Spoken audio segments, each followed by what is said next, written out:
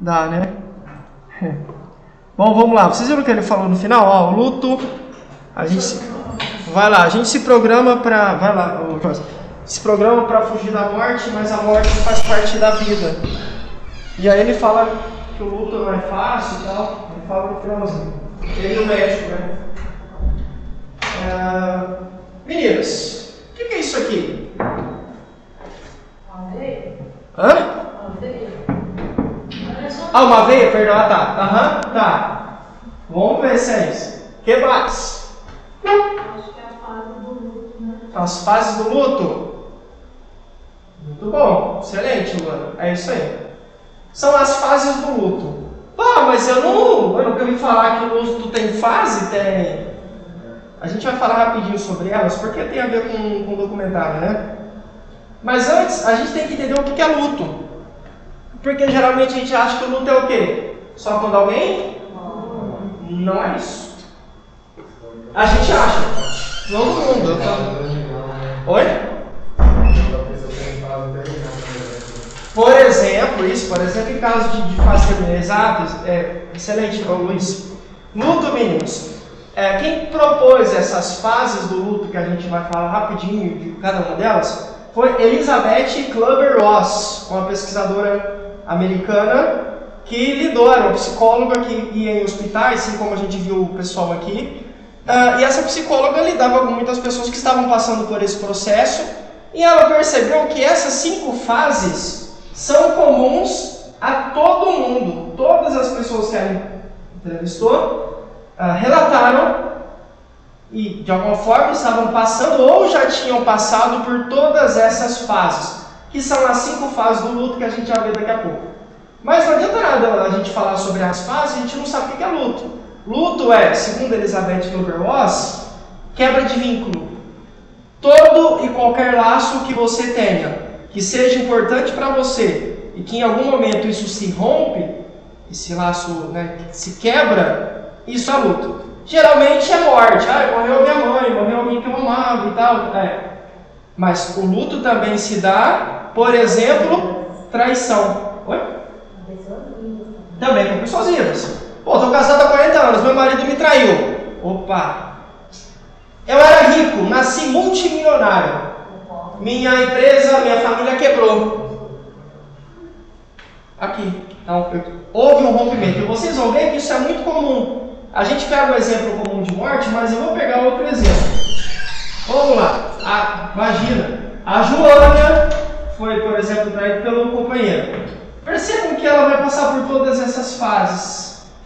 Eu, Lucas, era funcionária da Embraer, sei lá, 40 anos engenheira da Embraer. Fui mandado embora e acabou minha vida. Eu tinha um vínculo, um laço muito forte que se, infelizmente, quebrou. E trouxe isso. Então, em vez de aplicar para a morte de alguém, eu vou aplicar para, por exemplo, quem perdeu o emprego. Vocês vão ver que essas fases acontecem. É rompimento de laço, não tem necessariamente a ver com morte. Fui mandado embora da Embraer. Por exemplo, tá, de qualquer empresa, seja qualquer trabalho que seja importante para você. Não é possível. Primeira fase, negação. Não, você está de brincadeira comigo. Eu? 40 anos me dedicando a essa empresa? Não. Tem gente aqui que não faz nada, porque eu? Negação. Em algum momento a ficha começa a cair. E aí eu avanço para a segunda fase, que é a fase da raiva. Não entendo, deve ter alguma falcatrua aí. Vou lá, xingo a moça do RH, xingo o meu chefe, xingo quem mandou embora. Faço textão nas redes sociais, que hoje em dia é como um outro, não faço textão. Raiva, fico enfurecido. Uma sensação de injustiça, né? Mas o negócio avança. Agora, embora esteja com raiva de ter sido mandado embora, chega na fase do luto, que é a mais comum, que todo mundo acha que luto é só isso aqui. Só ficar triste e chorar. A depressão é uma das 5 fases do luto, que é o fundo do poço, como o pessoal fala. Aqui sim eu fico choroso, mal, não como, não tomo banho, não saio, minha vida para. Em algum momento, por mais triste que eu esteja, eu vou começar a barganhar. Se a pessoa, por exemplo, acredita em Deus, em Allah, em Buda, em Allan Kardec, sei lá em quem. Deus, por exemplo, se o senhor me colocar de novo na Embraer, eu vou ser o homem mais correto do mundo. Troca, barganha. Opa, se eu entrar de novo na Embraer, eu vou ser o melhor profissional. Não vai ter para ninguém, o melhor engenheiro do mundo. Tento barganhar. Segundo Elizabeth Kubler-Ross, que é a pesquisadora que propôs as 5 fases, não funciona. E aí, chega o grande momento, a ficha cai de vez. Bom, quando a gente fala de morte, não adianta, pô, morreu. Era melhor, infelizmente isso aconteceu, foi o melhor, era melhor do que ficar igual a moça do documentário sobre a cama, mas a vida tem que continuar. Perdi um filho, mas eu tenho 4 ainda vivos. E esses 4 ainda precisam de uma mãe, de um pai, por exemplo. Perdi o marido, mas ainda tenho os filhos. Ou perdi os filhos, ainda tenho o marido. Ou não tenho ninguém, mas eu ainda tenho trabalho, tenho a minha vida profissional para seguir. A minha vida tem que continuar. Não é que você, quem perdeu, né? Não é que essa pessoa concorda, mas ela aceita. A vida precisa avançar. No caso do trabalho, bom, perdi o emprego de engenheiro de 40 anos da Embraer. Mas tem outras empresas aéreas que contratam, a Gol, a Airline. Por que eu não tento em outra área? Ou por que será que eu deixo a aula de engenharia? Vou tentar confeitaria, sei lá. Eu aceito, não concordo com um rompimento, mas eu aceito e a minha vida passa a ter um novo sentido. Nunca vai ser igual era. Se vocês repararem, ó, aqui é quadradinho, aqui é bolinha. Não é para ficar bonitinho a imagem, mas a minha vida era uma coisa. Aconteceu o fato, passei pelas 5 fases, a vida continua, mas de uma forma diferente. Ó. É um novo formato. Se for o caso da traição, vida que segue. Perdi emprego? Vida que segue. Perdi algo que eu amava? Vida que segue. Pode falar isso. E essas 5 fases para cada pessoa tem um tempo diferente. Isso, se for precisa. Tem um tempo e tem um sentido. Ah, não, para de bobeira, Algures. Você tá. Nossa, que bobeira, já faz tanto tempo que a pessoa, sei lá, morreu ou traiu você, sei lá. Você ainda tá nessa. O luto é pessoal e intransferível. Eu não consigo dar para as meninas. Podem perceber, se já aconteceu com vocês, aconteceu lá em casa recentemente. A minha avó faleceu e ela tem 5 filhos. Cada filho passou por essas fases de um jeito. Tem filho que sentiu mais, tem filho que sentiu menos e tem filho que praticamente não sentiu nada. Por quê? É pessoal, você acertou. Além de ser pessoal, é intransferível. Eu não consigo colocar o meu luto em você. Por isso que é errado a gente ficar julgando, né? Ó, tem não sai dessa, né? É a minha irmã passou mesmo, ela passou, tem 10 anos, minha irmã, eu não consigo. A gente vai falar sobre tempo, né? Segundo Elizabeth e alguns pensadores atuais, não posso nem dar um spoiler aqui. Existe luto patológico? O luto que se torna uma doença? Luto patológico. Se sim, a partir de quanto tempo a gente começa a desconfiar que esse luto pode ser patológico? São 2 perguntas. Se tem luto patológico e a partir de quanto tempo? Tem que ter um tempo, né? Quanto tempo em média? Aqui são 10 anos. 10 anos? Professor, Oi? eu acredito que sim. Sabe? Que exista? Aham. Sabe por quê? Ô Ju. Porque ninguém, Aham. nenhum ser humano quer morrer. A gente sabe por quê? Porque assim, a gente tem a ideia da eternidade no nosso coração. De perpetuar, né? Por mais que a pessoa tenha permanecer vivo. deixado, assim, dessas pessoas do Do documentário. documentário aí, elas não querem ir embora. Você viu ela lutando? A moça que estava recebendo massagem? Quero continuar, eu quero viver, vou tentar, tal. Aham. Porque aquele nosso Criador, a gente leva no nosso coração a ideia da eternidade. Porque o ser humano nunca teve crescer, envelhecer e morrer, ele não crescer, nascer e morrer. E morrer. Todo mundo aqui, por mais que a gente passe, tem hora que sai da cabeça dele, aí eu quero morrer. Não, Deixa eu pegar. Pode falar, Jussi. Não quero. Não é verdade? Opa, fala assim, não. Deixa eu dar um zoom aqui, peraí. A vida é boa, a vida tem dificuldades, tem Vai. situações difíceis, tem, mas ninguém quer morrer. Uhum. Então, nosso coração é dentro da eternidade. O ser humano é muito complexo. E assim, Júlio, você acha que existe luto, então pode ser patológico? Sim. Quanto tempo vocês acham? A partir de quanto tempo? Meses? Às vezes, perdão. Pra sempre. Aham. Lembrando, né? Luto não é só morte. Lembrando que eu tô falando luto, eu citei, acho que 3 ou 4 exemplos. Morte de alguém, traição, desemprego, falência, né? Não é só morte. Porque às vezes ganhando a pessoa que a gente perdeu, tudo lembra. Tudo. Aham. Objetos, tipo assim, as boas fotos, cômodos da casa, momentos, né? Na memória da gente. Um filho que a pessoa deixou. É verdade. Quando a minha mãe faleceu, professor, fiquei sabendo, isso foi dia 9 de maio de 2020, né? Deu 20.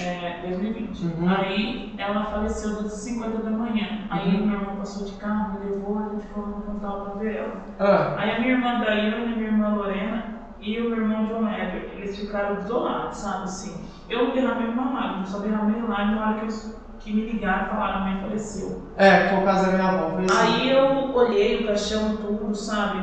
Demorou uns dias pra cair a ficha, mas assim, aí assim, o Dia das Mães assim, eu não suporto. Porque, muito ruim, né? Eu lembro como dia 9 de maio, e assim, quando a menina pegou, ela pegou na mão da menina, que ela foi passar a mão assim, eu lembrei da minha mãe, porque minha mãe não estava lembrando o nome de ninguém, sabe? Estava chamando a minha irmã da de Cristina. Trocando os nomes. Trocando assim. os nomes. E no último instante ela lembrou do meu nome, o nome da minha filha, ela me pediu a mão, aí eu dei a mão pra ela, por isso que eu chorei na hora da menina, sabe? São momentos, né? O Joyce, a Diana falou também, É triste demais. É triste. Mas assim, meninas, obrigado pelo relato de vocês, mas assim, o que a ciência mostra?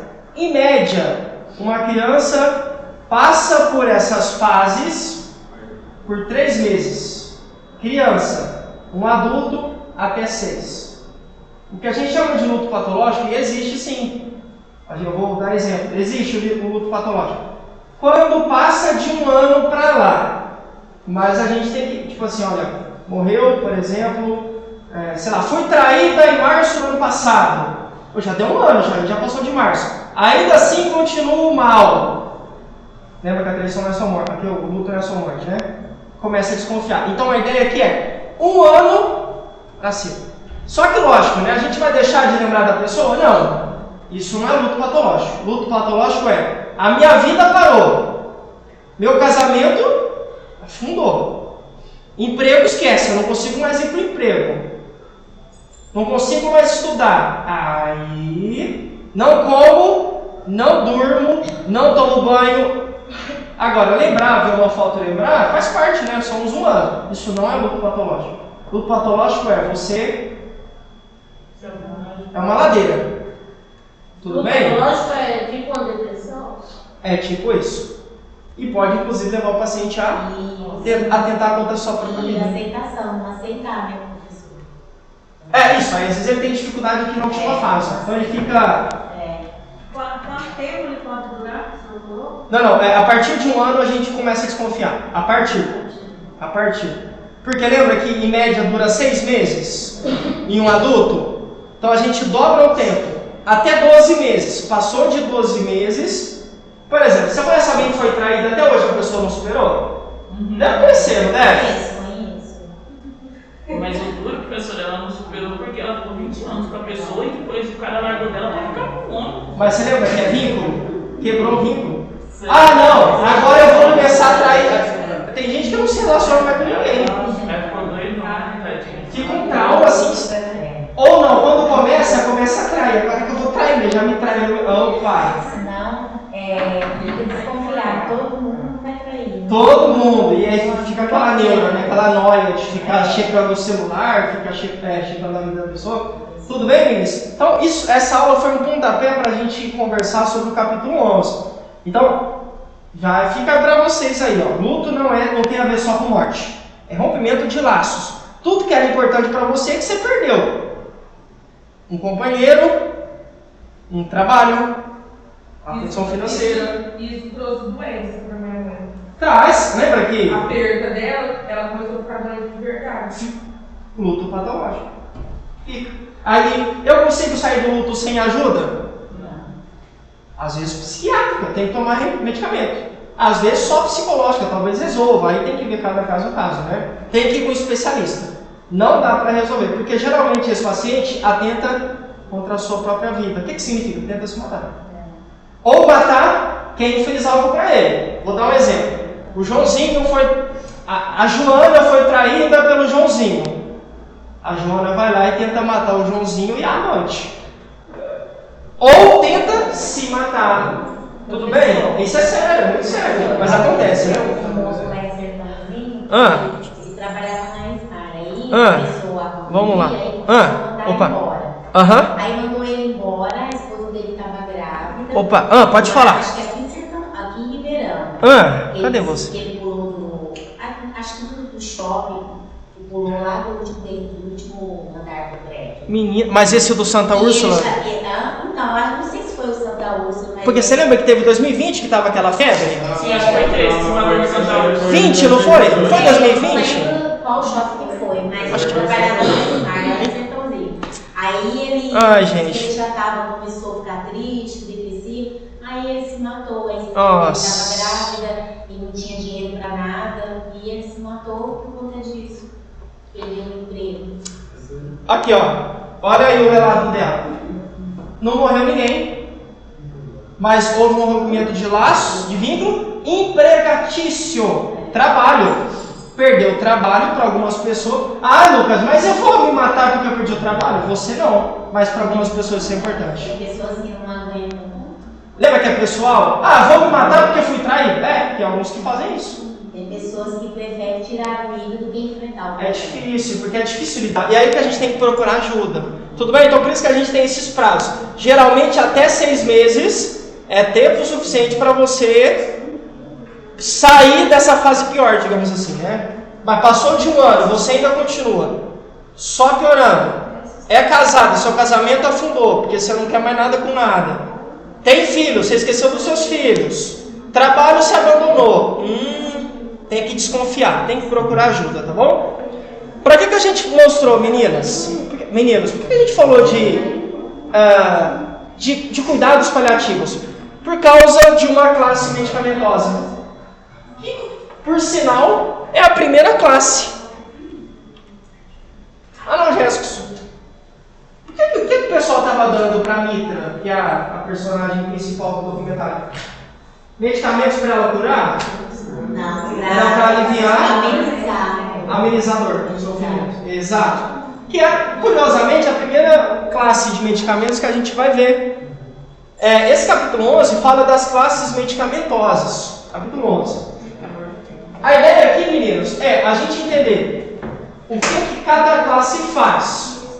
Geralmente, a gente traz alguns exemplos de medicamentos. A ideia aqui não é discutir a composição dos medicamentos, não é discutir doença. Isso exatamente. A ideia é: analgésicos servem para e são utilizados nessa situação. Antibióticos nessa situação. Antipiréticos utilizados para, tá bom? Não é discutir composição de medicamento nenhum. É só para dizer para você o papel de cada uma dessas classes e por que elas são tão importantes. E às vezes, professor, tá bom? A pessoa também que ela está em estado terminal, quando dá o medicamento, na cabeça dela, para ela, aquele medicamento que está dando, ela vai melhorar a urina. Você fala de porque às vezes a minha irmã dava algum medicamento para ela e ela achava assim, aquele medicamento que estava dando, ela ia se melhorar, mas mal sabia ela que não, porque o câncer tinha tomado todos os órgãos dela. Aí tomava morfina, ela ia na Santa Casa e não adiantava. A gente vai citar ela, você falou. A gente vai ver que esses medicamentos aqui, especialmente esses, causam dependência. Vocês viram que tinha uma hora que a Mitra estava gritando?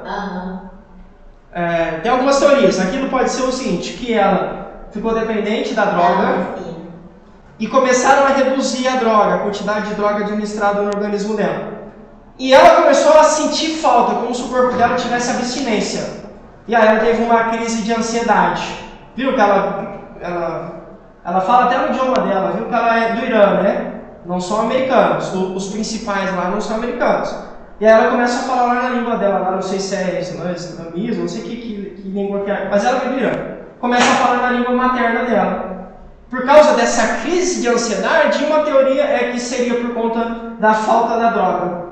Então começaram a reduzir a morfina, o corpo dela teve crise de abstinência e colocou isso para fora com uma crise de ansiedade. Tá bom? A gente vai citar rapidinho o papel. Tudo bem? Então, capítulo 11, meninas, não é para discutir exemplos de medicamentos, mas sim para dizer... Imagina. Só avisa o Adriano, por favor, sabe? Só para discutir... Obrigado, viu? Bom fim de semana. Só para discutir o papel dessas classes. É o maior capítulo do curso, não significa que é entediante, pelo contrário. É um dos principais. É um dos principais. Exato, proveitoso. Primeira classe, analgésicos. A gente já falou, né? Qual é o papel deles? Reduzir o aliviador.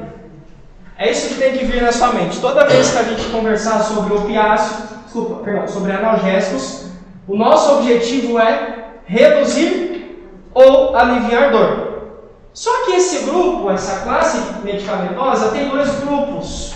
Os analgésicos opiáceos e analgésicos não. Ó, se prestar atenção aqui, peraí. Aqui, ó. Não opiáceos e opiáceos. Dois grupos. Cada um tem um papel. A gente já viu qual é, tá bom? Os opiáceos são aqueles que derivam, que têm uma relação, uma proximidade com a morfina. E os não opiáceos são aqueles utilizados para, por exemplo, isso, para tratar com dor, febre, por aí vai. Dor e suar do opiáceo. Isso, exatamente. A próxima vez que eu passar um fundo, vai crescer minha vida. Eu ia assistir, mas eu não achei que fosse tão forte, não ninguém assistindo. É fé. Tem até os exemplos aqui, ó. O dor intensa, tramal, oscilador. Isso, é? Dor suave, anador de virose. Tem, esses exemplos aí servem para vocês estudar em casa, por exemplo. Assim, para vocês terem noção, como a Grace falou, olha, por aqui. Quais fazem parte dos opiáceos?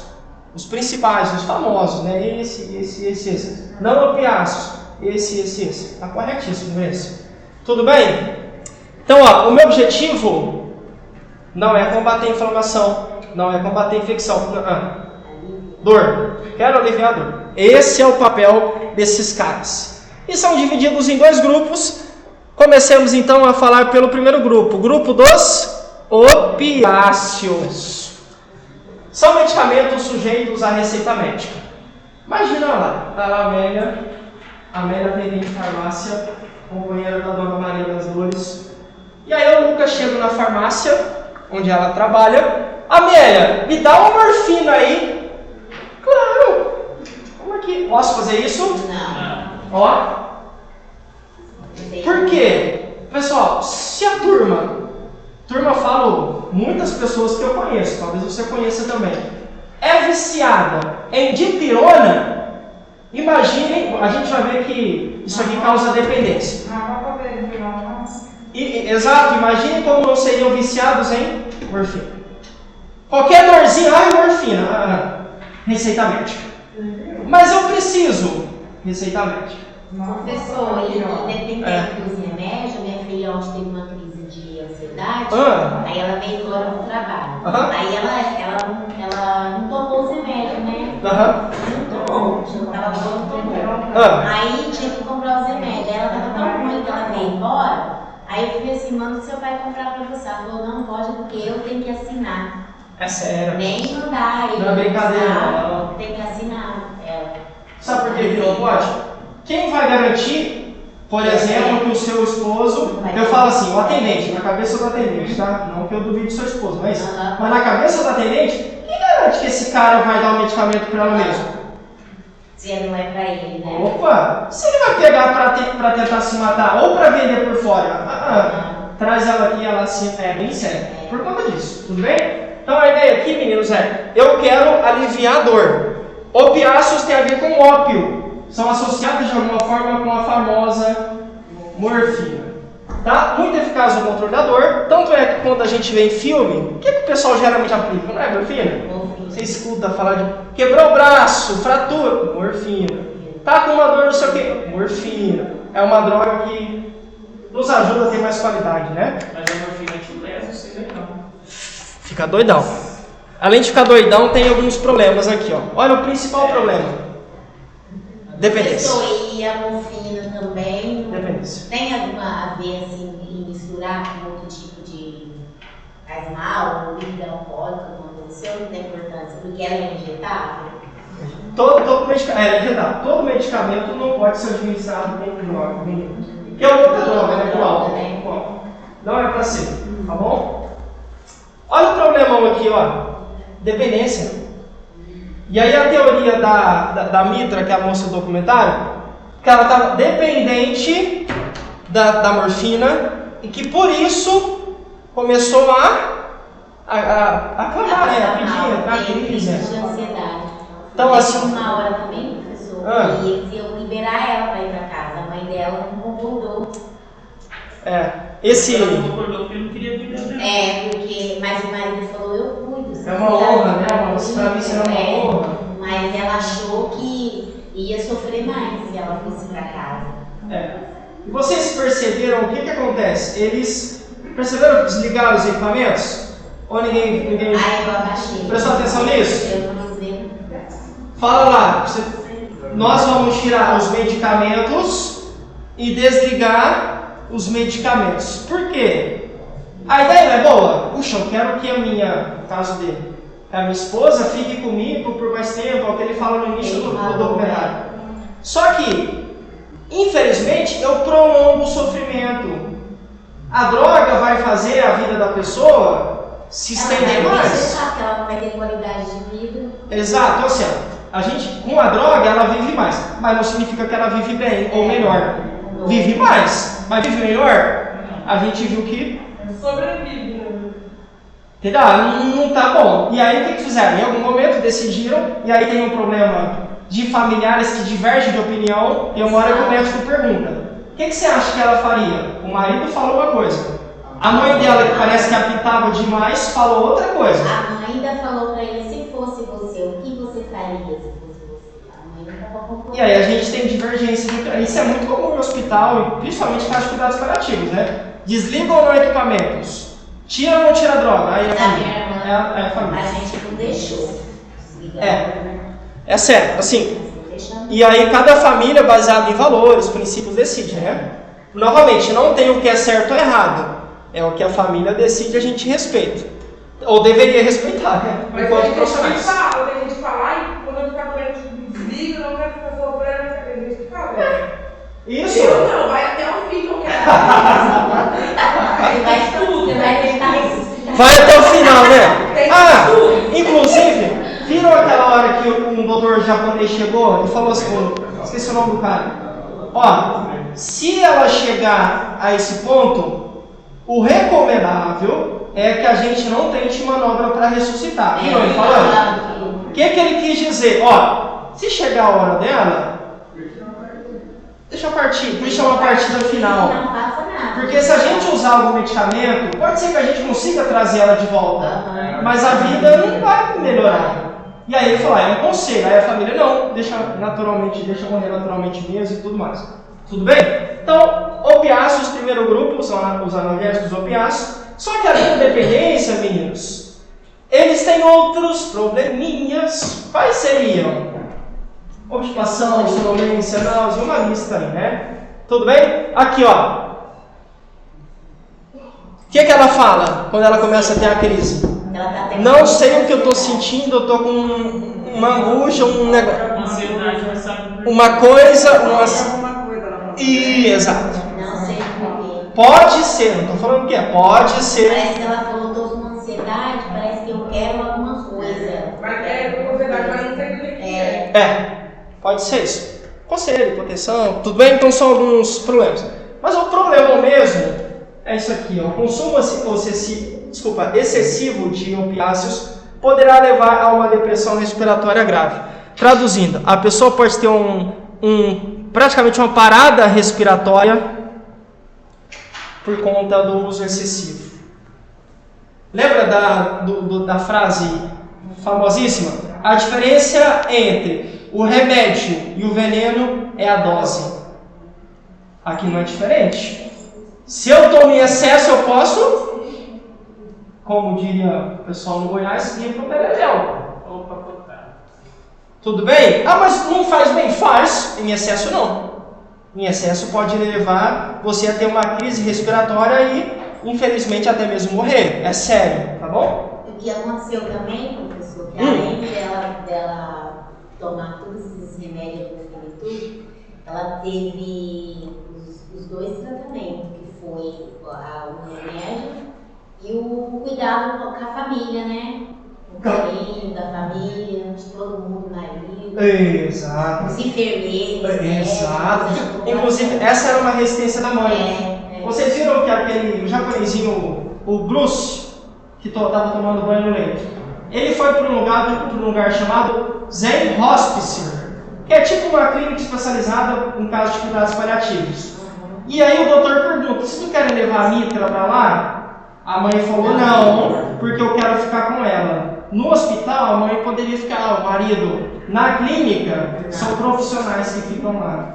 E aí essa proximidade do familiar para com o paciente é importante. Algumas famílias entendem isso. Naquela hora que ia trocar de médico, vai vir o outro médico careca, de óculos, ele começou a chorar, porque ele já tinha pego um vínculo com ela.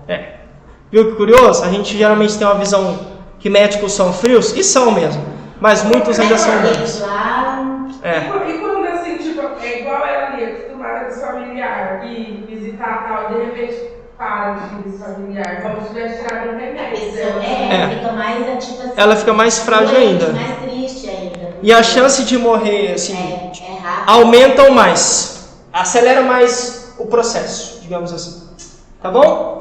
Então, aqui, né, no finalzinho estava falando aqui, ó, a toma desses medicamentos, que medicamentos? A gente acabou de falar, analgésicos, opiáceos.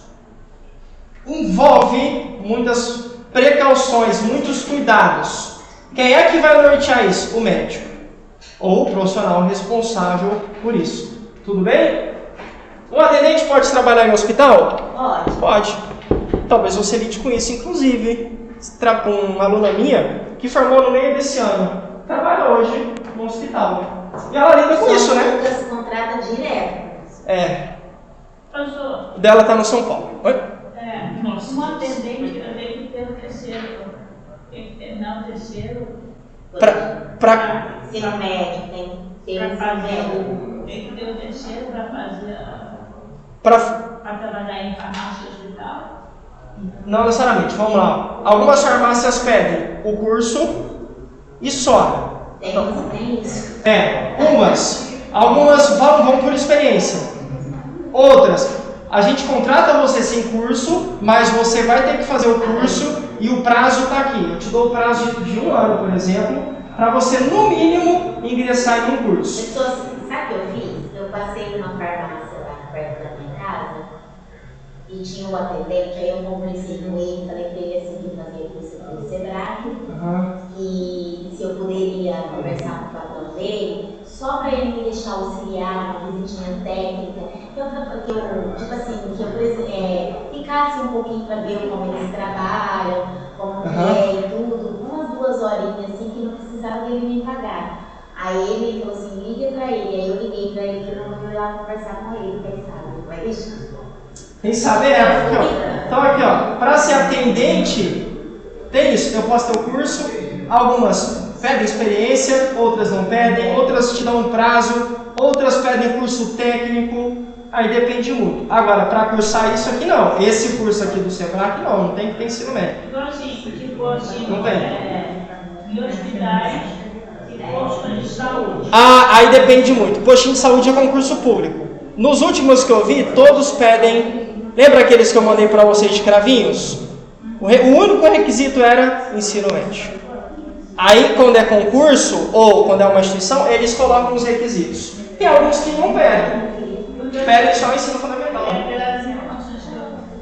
Eu tenho alguns terceirizados, eles pegam lá no terceiro, sabe, né?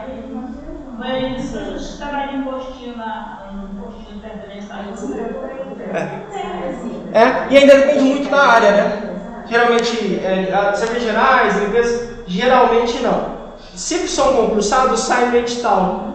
Aquele de Cravinhos lá foi uma charla mesmo, de ter, sem curso, né, sem experiência, só ter o ensino médio. Quando eu terminar, eu vou sair trabalhar em farmácia de postinho. É top. Se eu fosse atendente, essa seria a minha pegada. Eu também, postinho. Eu tenho um fraco, meninas. Eu tenho um fraco. No máximo, hospital. Mas eu queria um bairro. Eu sou fraco, eu tenho um fraco por isso. Assim, trabalhar em farmácia normal deve ser legal. Mas eu acho que é mais legal ainda trabalhar em postinho. E aí o de Cravinhos era para isso. Por isso que eu mandei para vocês. As inscrições se encerraram dia 29, agora já era. Quem não fez inscrição, não fez. Era para isso, era para trabalhar nessa área. O meu não deu certo. Aí quem tem o curso não precisa prestar o concurso? Lá do postinho? Depende, se for terceirizado, não. Só tem que passar no processo dos caras. Mas geralmente, concursado. Geralmente é concursado. Aí vai do postinho, né? Mas para fazer esse concurso tem que ter o ensino médio, né? Tinha. Nesse específico de Cravinhos. Tinha que não tinha não, né, professora? Nesse de Cravinhos. Para outras vagas não. Vamos lá. Tudo bem, meninas? Beleza? Seguinte. E aí, se a gente tem os opiáceos, a gente tem os não. Quem são eles? E aí, aqui tem um exemplo, né? A gente colocou 3. Deixa eu arriscar aqui, pera aí. É o paracetamol, Ibuprofeno, ácido acetilsalicílico, o famoso AS, o veneno, né? Integram um grupo de analgésicos não opiáceos, que são os medicamentos de venda livre mais consumidos em Portugal. Tudo bem? Beleza? É só uma informação, né? E obviamente, segundo essa Infarmed, a partir de determinadas dosagens, tanto paracetamol quanto o ibuprofeno só devem ser administrados, entregues para alguém, mediante receita. Tudo bem? Esse é só um dado para a curiosidade de vocês. Esse ibuprofeno é bom, né? Por isso que tem essa recomendação aí. Senão a pessoa começa a tomar direto. Tá bom? Os analgésicos não opiáceos são eficazes para quê? Dores musculares. Para que serve? Exato. Dor muscular, dor óssea, dor de dente, dor de cabeça. Mas são não opiáceos, eles vendem sem receita. E os opiáceos não, né? Opiáceos, Esses aí só que, receitamente. mas olha aqui, ó o detalhe. Os dois últimos, dependendo da dose, lembra do paracetamol de 750 mg? Dependendo da dosagem, precisa de receita. Então depende. Mas eu sempre comprava paracetamol de 730, 750 mg, eu não peguei receita. O ibuprofeno também eu comprei quando meu filho fez a cirurgia.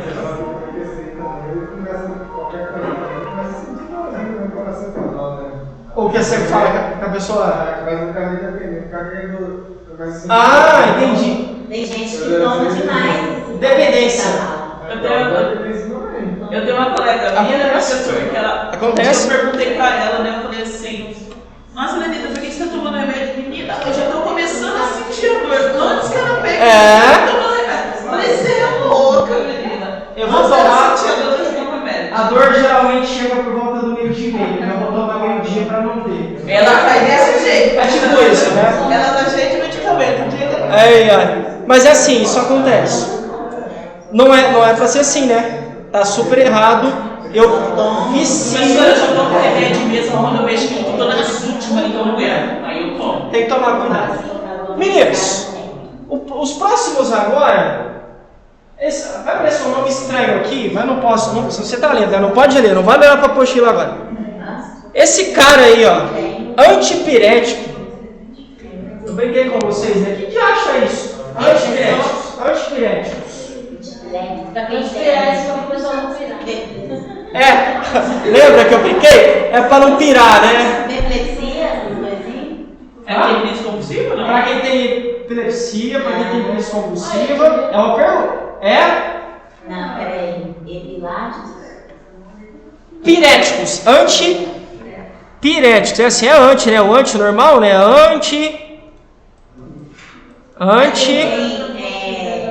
Doença psicológica? Para não pirar, né? É psicológico? Antipiréticos, assim, ó. Antipiréticos. Hã? Antipinético. Controlado? A febre. Antifebril, antitérmico, antipirético, mesmíssima coisa. Querem dizer ou fazer menção, tem relação com a modulação da temperatura. Traduzindo, quando é que eu uso o antipirético? Quando a temperatura do corpo de alguém está acima da habitual. Eu uso o antipirético para normalizar. Meus filhos, eles não dão certo com... Como é que chama aquele outro, gente? Não é dipirona, é o outro. O paracetamol e tem um outro também. Não. Tem aquele infantil para criança. Não é. Tem o paracetamol e tem o outro lá que dá, esqueci o nome daquilo. Mas lembra que depende muito de organismo para organismo. Acontece. Paracetamol para mim não funciona. Acontece. Assim como tem gente que é alérgico à dipirona, alérgico à morfina, então é muito particular. Bom, analgésicos e antipiréticos. O que isso aqui quer dizer? Vamos lá. Esses analgésicos, cadê você? Percebam aqui, galera, ó, que tem um E. Esse E tem a ideia de adição, soma, conjunto, dupla. Traduzindo, o medicamento serve para duas coisas.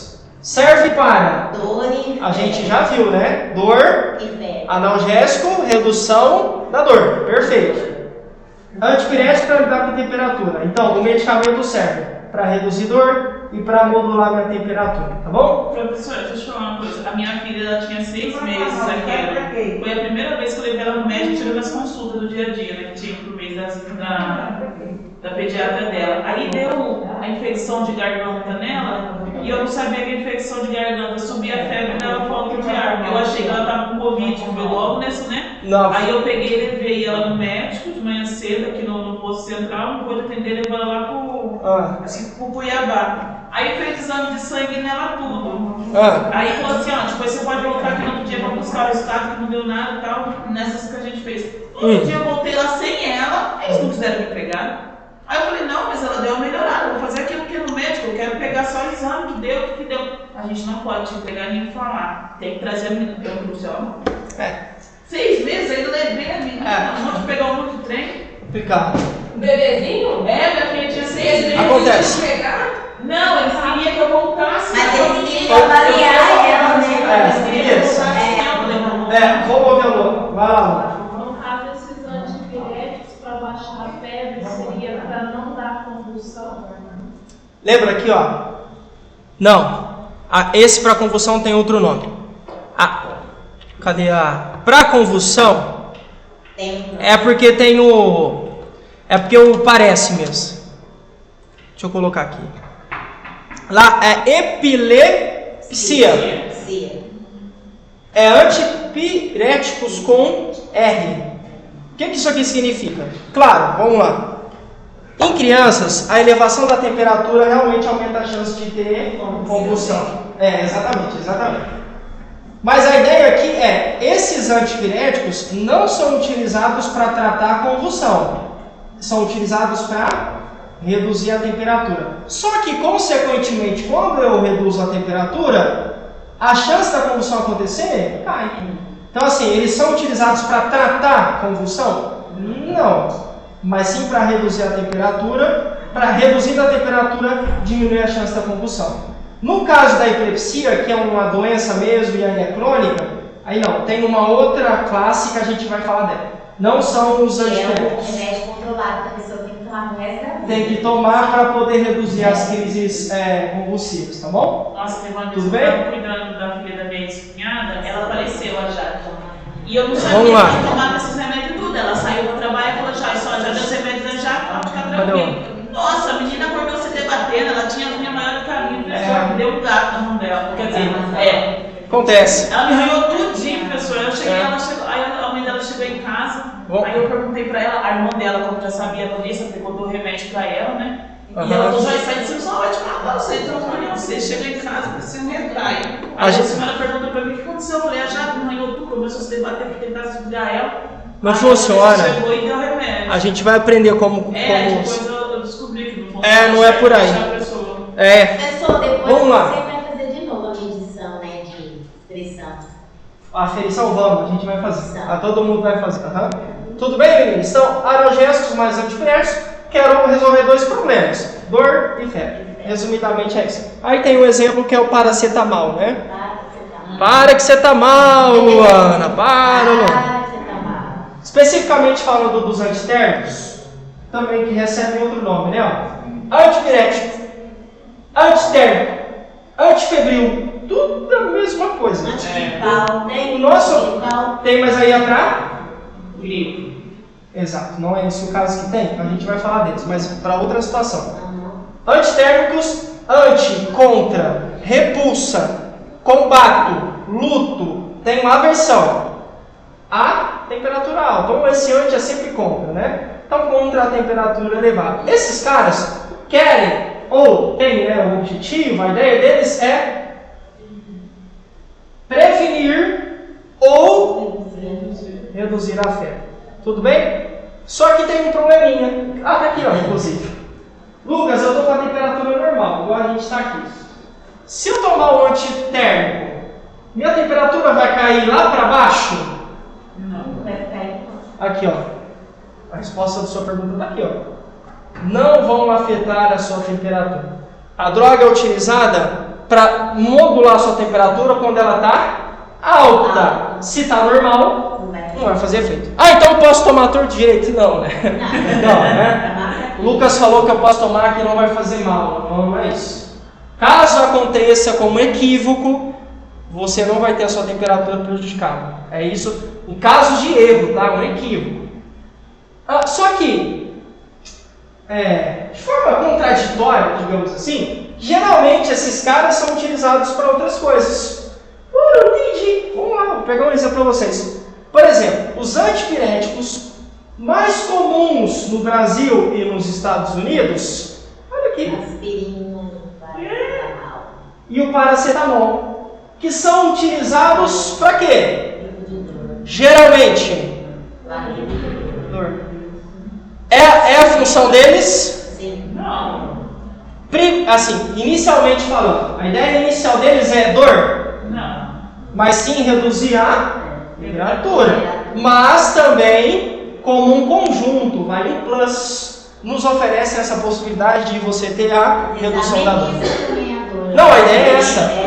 São utilizados para isso. Aspirina. Também. E aspirina tem gente que toma para gripe também. Por isso que o paracetamol, quando a gente faz cirurgia, ele faz aplicado na veia, porque depois que a gente sai do bloco cirúrgico, o corpo da gente, eu mesmo senti muito bem. Nossa, aí depois que a enfermeira veio aplicou a paracetamol na veia, aí eu senti logo que foi aplicado. Ele regula, né? E alivia a dor. Tá bom? Perfeito. Tudo bem? Pergunta capciosa.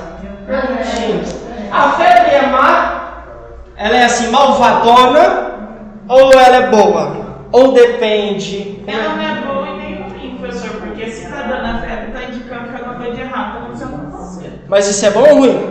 É bom. É bom, em certo sentido é bom, né? E quando é ruim? Ou não é ruim? Você fica. Porque a gente levantou a bola que a elevação da temperatura dá convulsão. Então ela é boa ou é ruim? É ruim, da convulsão. Não, e o que a Joyce falou é bom. Mostra que tem uma coisa errada. O que vocês acham? Porque se você tem a compulsão, você tá. Depende, né? Depende muito, mas você tem a compulsão, você tá com febre? Depende, a gente vai mostrar benefícios e malefícios da febre.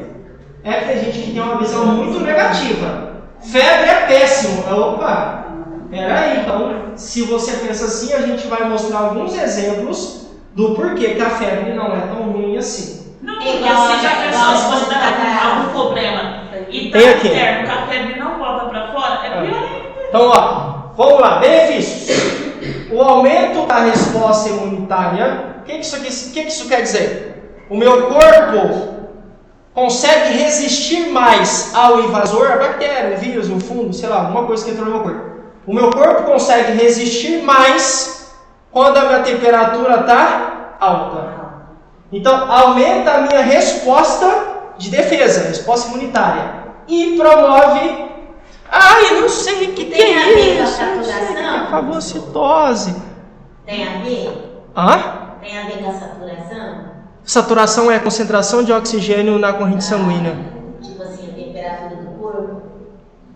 Eleva? Mas como assim? Eu não estou entendendo a sua pergunta. Desculpa. Eu não, acho que eu... Não, é porque eu não entendi. Eu confundi com outra coisa. É oxigênio. Essa coisa achando que era e não era. Ah, não tem problema. É que assim, a oxigenação é a quantidade de oxigênio na minha corrente. Isso aqui a gente está falando de febre, mas não tem problema não. É porque eu não tinha entendido mesmo. Então, ó, isso aqui é um invasor. Tem a bactéria lá no meu corpo, lá no corpo do Lucas. Olhem aí com os olhos criativos de vocês, são todas bactérias. De repente, o Lucas começa a ter febre.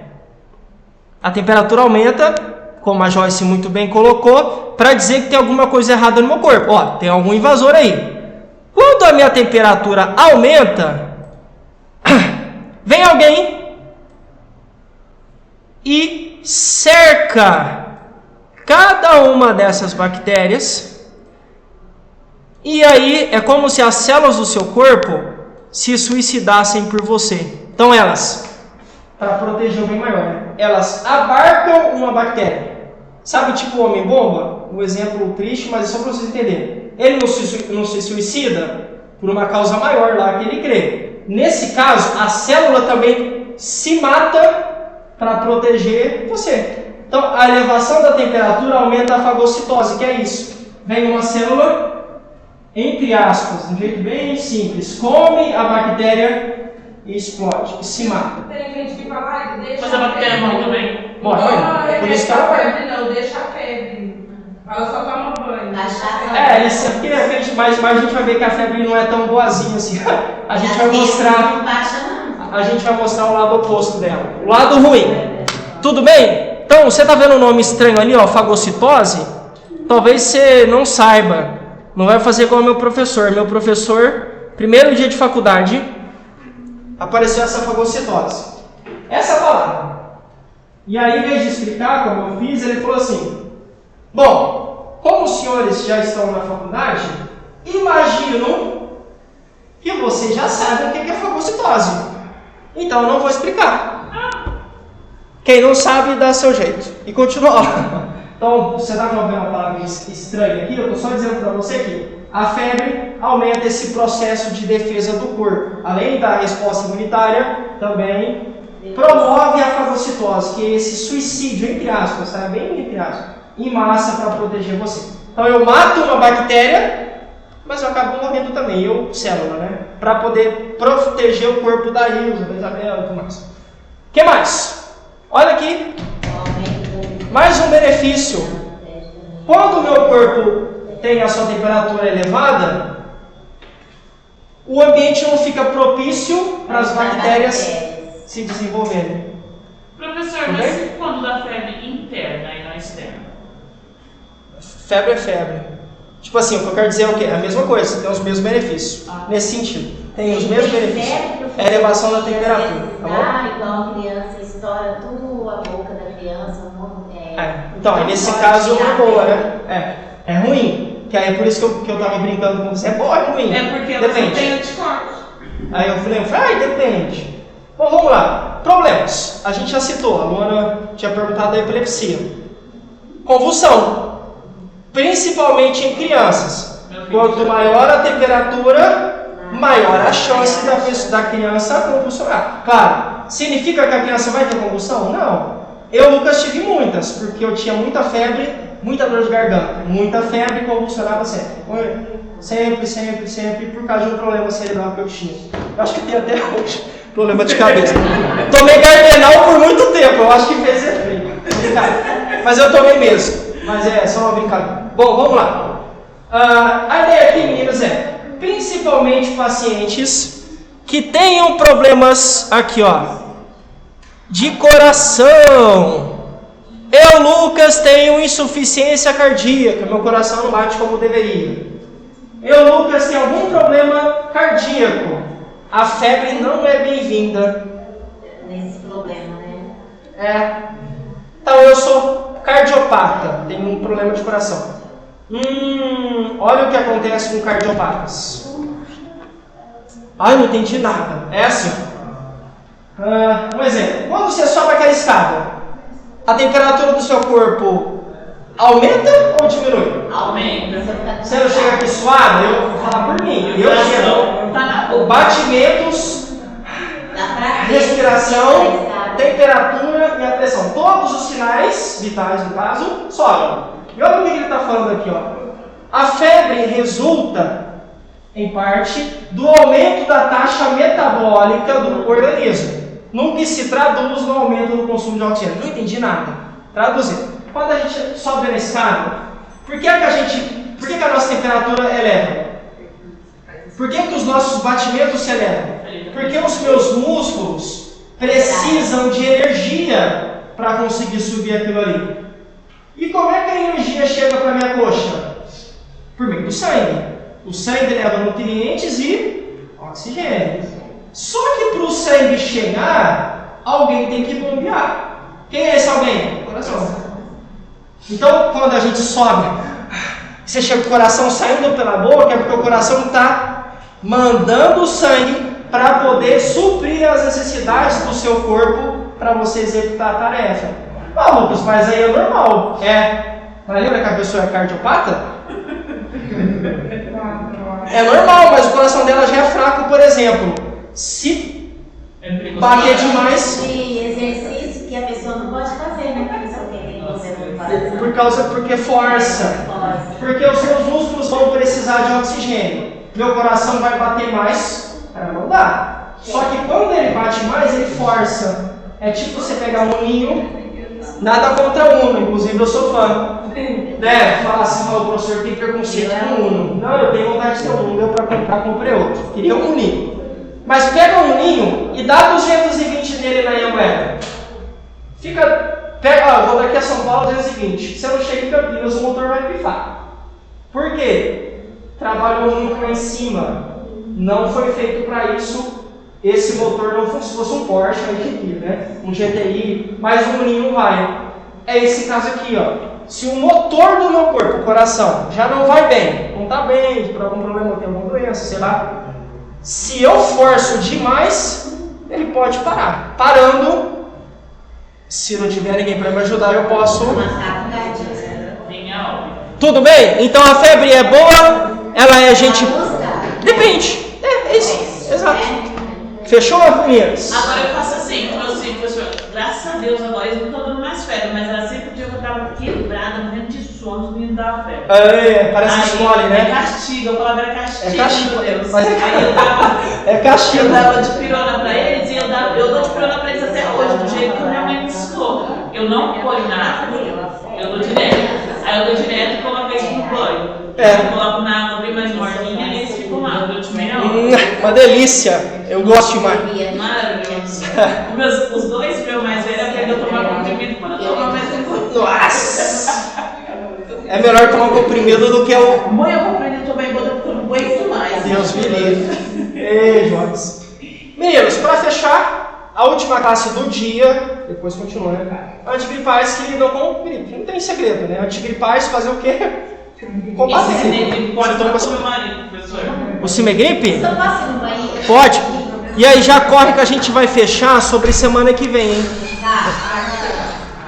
Hã?